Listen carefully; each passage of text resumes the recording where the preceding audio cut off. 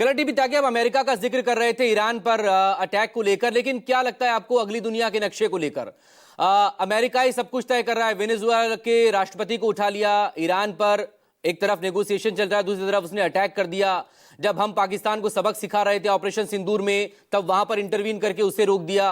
वो डायरेक्ट हमें कर रहा है कि हम रशिया से तेल नहीं खरीदेंगे, हम वेनेजुएला से तेल खरीदेंगे।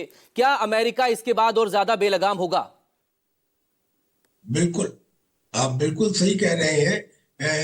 चाइना ने और रशिया ने वेनेजुएला को भी ये कहा था कि हम तुम्हारे साथ रहेंगे।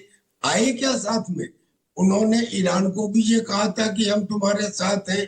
कोई डायरेक्ट इन्वॉल्वमेंट दिखा क्या? ये तो दूसरे देशों को समझ जाना चाहिए कि उधार की ताकत वक्त पर काम नहीं आती।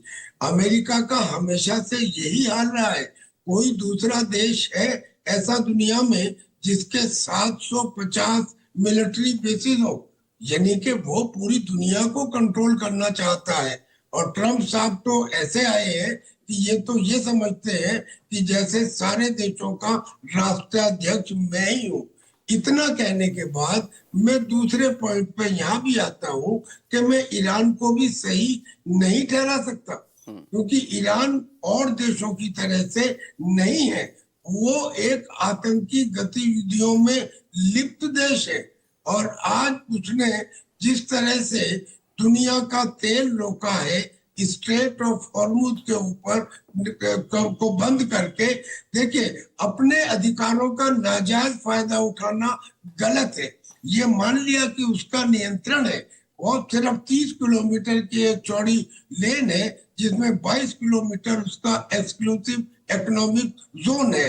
इस वजह से वो उसे कंट्रोल कर सकता है, माइन बिछा सकता है, रोक सकता है। वहां के जो आइलैंड है, क्या जरूरत थी उन आइलैंड के ऊपर रनवे बनाने की और अपने हथियार जमा करने की? तो उसने पूरी दुनिया का तेल वहां रोका। और इधर जब उसने, नहीं सर सुनिए, और जब उसने दुबई में अटैक किया, मुझे ये बताइए, यूएई में तो उसका बेस नहीं है, अमेरिका का बेस नहीं है। उसने तो ये कहा था कि मैं अमेरिकन बेसिस के ऊपर अटैक करूंगा। दुबई में क्यों अटैक किया?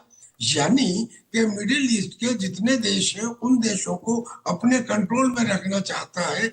इसलिए हाँ, लेकिन मरता क्या नहीं करता वो, कि अगर मुझ पर जंग थोपी गई, मुझ पर कोई अटैक हुआ, तो फिर पूरा मिडिल ईस्ट इस आग में झुलसेगा।